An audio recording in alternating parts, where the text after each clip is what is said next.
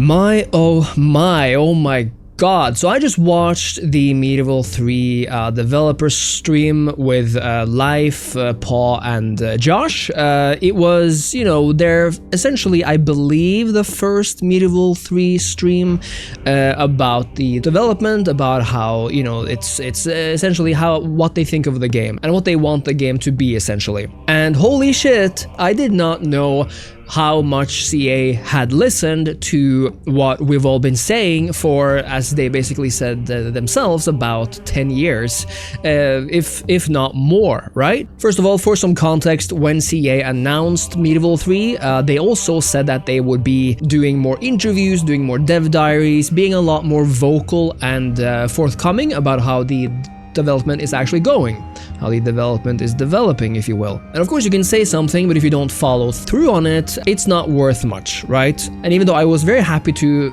read this or hear it, they have to sort of obviously do the things to prove that they're doing what they're saying.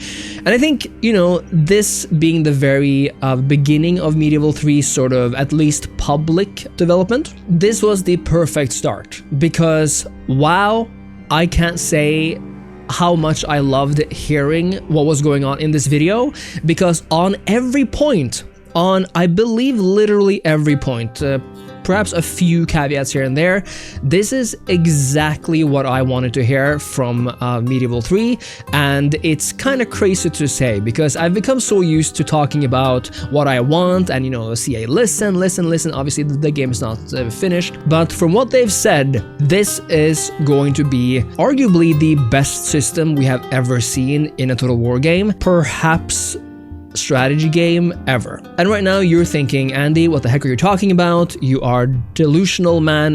Get a grip, get your sanity. But let me show you this.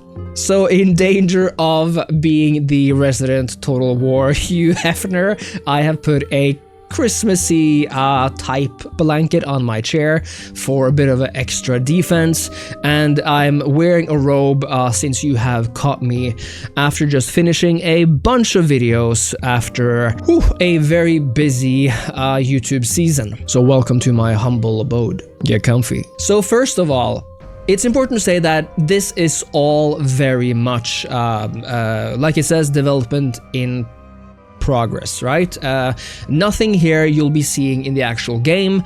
This is very much sort of proof of concept, early development stage, where this is how we roughly want things, the layout to be.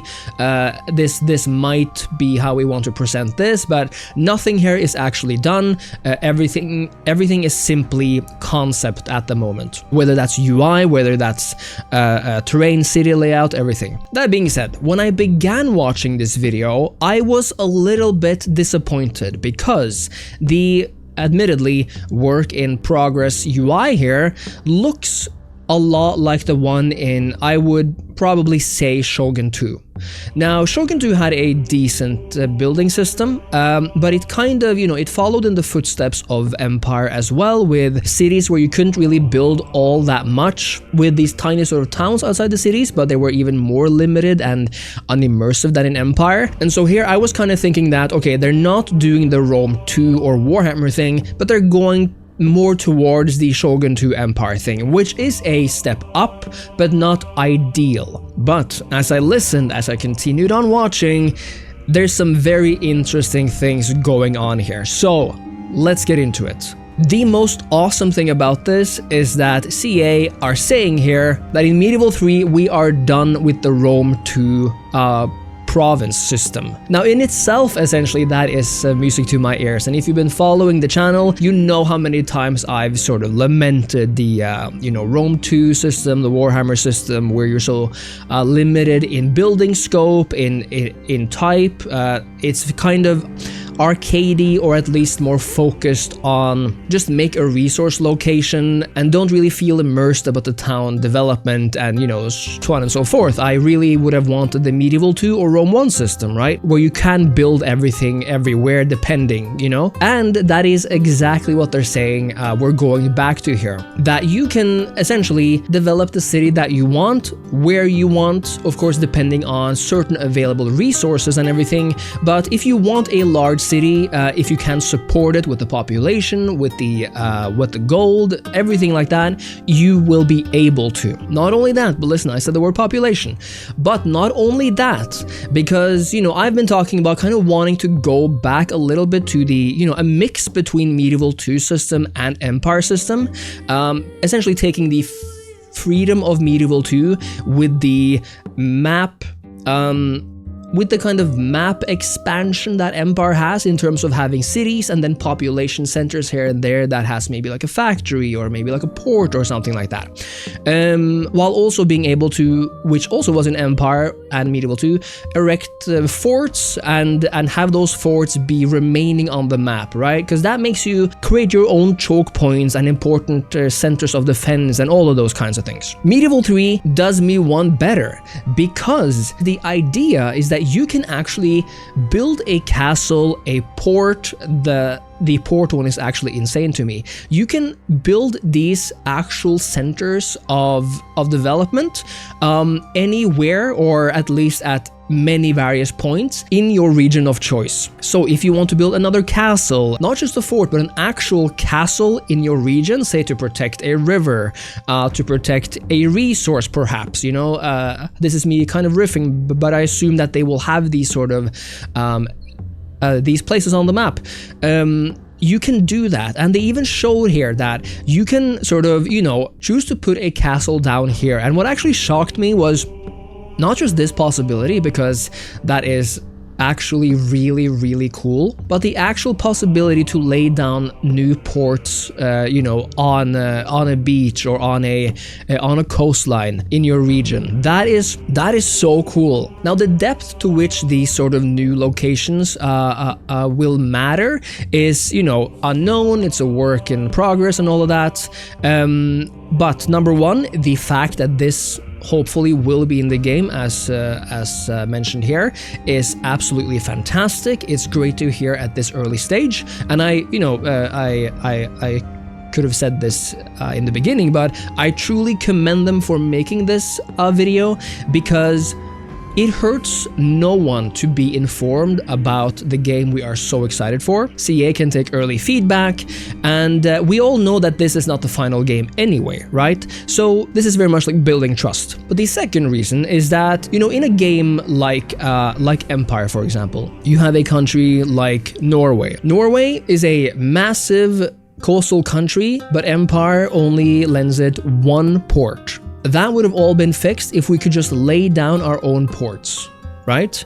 And so I'm thinking, okay, how deep can this system go? Because ideally, I would not want to make a port just for like military purposes, you know, have another military shipyard, for example. I would love it if we could choose what kind of port we lay down. So let's say if we want to kind of make another center of trade, if we have a lot of, you know, I don't know how this population system works, but if we have a lot of nobles or townsfolk, and perhaps, you know, taking advantage of more townsfolk, I don't know how this game will work in terms of employment or not, but maybe ports will employ more townsfolk and so make you more money even though you technically already have a port. So that's, you know, how I'm sort of imagining it. And I think that not only is this amazing for the sense of development on its own, but depending on how deep CA goes with, you know, what kind of castle do you want to put down? Is it possible to put down a little market village, a little farming village outside of the city on the countryside, maybe by a river, by a bridge somewhere? And I'm also very excited to see how the sort of, you know, countryside or these sort of locations outside of your main a region capital, for example, how they will differ in terms of what kind of buildings will I be able to build in the city compared to these new town locations. I also wonder, and I might have missed it or not understood completely, but I also wonder if, you know, this right here is Burgos in Spain, in Iberia, and I wonder if we could sort of make new new actual cities in these regions. I don't believe we could, but we might. That would be a cool possibility. At least, you know, make these towns that kind of feed into the larger city. Now, how is that different from the Rome 2 province system, you ask, where you had these smaller towns and the province capital? Well, my friend, because this is completely up to you. And the way I see it, and the way I understood it, is that every city on this map in Medieval 3, because of population, because of the new more open-ended building system, that we can actually have these larger cities everywhere, if you know, time permitting, money permitting, population permitting, and so on. And I would very much love it if it then were also possible to, okay, let's put down this castle here. Maybe over time, this castle turns into something that attracts more farmers, farmland, and you build, you know, they need markets, and then that actually becomes a town on its own, not just a castle. And over maybe a century or two, maybe that becomes another city in the region. How that would work, if it's possible with more actual cities in one region, I don't know. I think it would be really awesome to see, and then you could technically have a province capital, but in name only, because every town or every city is their own entity in a way. They said that every region can have up to, I believe, 30 buildings. So that is either way, whether this is a sort of one city province thing or multiple over time. That is a lot of buildings, and I'm very happy to hear that. I think that actually sounds perhaps more than what Medieval 2 and Rome 1 has. I don't know if they had a total of 30 buildings in one city in those games, but it's a very good number. It's a great number, up from 5 or 6 or however many Rome 2 and the Warhammer games have, you know, like around that level. I guess in Warhammer and Rome 2, the smaller towns have the 4 locations, while the larger ones have the 6, or maybe it's 4 and 8 actually. This sounds amazing. Essentially, they're not making you choose. They're only giving you the option to build what you want with the, you know, context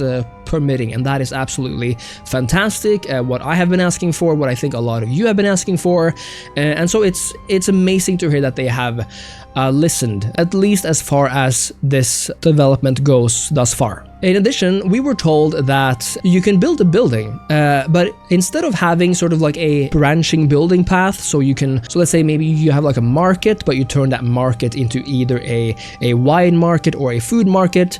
It's weird that you can't have both. So here you can actually have both, and that's because they're adding a work in progress feature called perks, where you add these things to your same market. Again, it's fantastic. This level of freedom is everything I've been wanting to hear. It's really great. And now to population. Again, fantastic. Population is back, and it sounds like it's better than ever, because not only do we have a population again, we will have the Rome system, and it was in Medieval 2 as well, but not to the same extent, where when you recruit a unit, the soldiers making up that unit are actually taken from your region. So they actually cost more than what you might think. So your people have actual value, right? Because it matters how many guys you send off to war now. And so not only that, but we have a population divided into social classes now. So as you can see on screen right now, we have the nobles, the townsfolk, the peasants.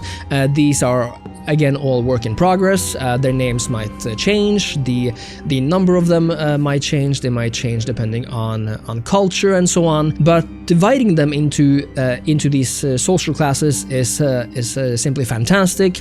If any of you have played DEI for Rome 2, they have the different Roman social classes as well, and it adds a lot of flavor. And I really hope that not only obviously is the population in the game, not only are they taken from the population when you recruit new soldiers, but that depending on the unit that you recruit, depending on the type of building that you make, perhaps they employ specific social classes, perhaps different numbers of different ones. So if you make knights, for example, you will take from the noble population. If you want a peasant levy, obviously you go from the peasants. If you build a fish market, perhaps that's a peasant thing as well, or maybe the townsfolk, and so on and so forth. And perhaps one social group I am missing here is the clergy, because obviously you need that as well. I don't know, perhaps they would come from the townsfolk, they might be consider that, perhaps the mix of townsfolk and peasants, I don't know. But the system here looks fantastic thus far. The deeper and more complex, the better. I really like the way the map looks in terms of size. They talked about how the sort of map scope will be roughly the size of Attila, I believe. So that means, from essentially Portugal or Ireland in the west to, I guess, Iran, Persia, Bactria, so Afghanistan type in the east. We'll see how that works out. Ideally, I would really want the Americas coming in later. This is actually very, very interesting, and I'm sorry that I'm jumping across things here. First of all, again, this building system, population, everything, fantastic to hear. Tell me more, show me more. But we were told that Medieval 3 has a rough, at least on a conceptual stage, a rough start time date now. Start date time. And the year will likely be 1140. That is a very interesting start date, because it's kind of like nothing we've seen before. Certainly not from Total War in terms of start dates. But of course, the two sort of perhaps most pivotal religious conflicts in the game at this time takes place in Iberia, where there's both conflict and cooperation, and in the Middle East, of course, in the Holy Land, where there is, again, conflict and cooperation. The big thing in Medieval 2 and many other Crusader games is that you want to experience the Crusades and the Jihads as well, right? So that sort of epic feeling. And of course, in 1140, the Kingdom of Jerusalem, the Crusader states, they are probably at their height. Around their height, they've been around for about 50 years. There's another 30-40 years until Jerusalem falls to the Mamluks and to Saladin. And so it's going to be very interesting to see how the dynamic changes, because obviously, or very likely, we'll continue to have crusades in the game, for example, but they're likely going to be of a different kind. You won't be the first crusader in Jerusalem, right? You won't sort of be coming to the Byzantine Empire's rescue and so on and so forth. You'll have an established crusader state presence in the Holy Land. It's going to be a very dynamic thing. It's probably going to be very difficult. I assume the Kingdom of Jerusalem, Antioch as well, arguably. It will be interesting to see just how many Crusader states will have, how they will kind of relate to the kingdoms in Europe. Will there be a sort of vassal patronage style relationship where you send soldiers or money to them to help out? Will it be possible for the Crusader states to request crusading aid and so on and so forth? That's going to be very, very interesting. In terms of the large, kind of some of the known names as well, it is about 17 years-ish before Richard the Lionheart is born. It's probably around the time of Saladin's birth. We'll have to see whether is Medieval 3 going to have certain historical characters actually scripted in the game. Even if they appear a little bit later than the actual start date, that would be lovely, I think. That you can have these if there are these large names, if there are these, specific events or characters that kind of came, it would be really cool if the game let you know, and you could sort of, say, yes, I will name this baby Richard, and he will have all of these skills. I will make him a Crusader king, kind of that sort of premonition, or sort of choose it away. No, Richard is perfect as he is. I don't want him to make him a war king. I want to make him a king of administration, blah, blah, blah, right? I have no idea. I'm just like rambling right now, but there's a lot of opportunity here. And all in all, I wanted to say how amazing this sit down was. It really told me everything that I wanted to hear. We will again have to see how this ends up, whether things that are talked about or shown will become as fun as we imagine, or as is talked about. But it would be weird if these statements were made so clearly and then walked back on, especially when they know how much people want this kind of depth, want this kind of freedom. So yeah, let me know what you think. I am very happy with this first sit down. Even though this will be a long wait, it's very, very nice to get an early look. You feel more a part of it, right? You feel like, even though the game is far away, I know things are happening. And I think for a lot of fans, including me, there's a bit of a feeling of safety in that. I don't like that a lot. So again, let me know what you think. Do you agree with me or not? Was there something in the video that I haven't talked about that you really enjoyed? Is there something I missed? Let me know in the comments. Tell me how hyped or not you are for Medieval 3. Is there something about what they said today that you wanted to explore more or excited to see? Let me know in the comments. Leave a like, subscribe to the channel as always, and I'll see you next time. Cheers.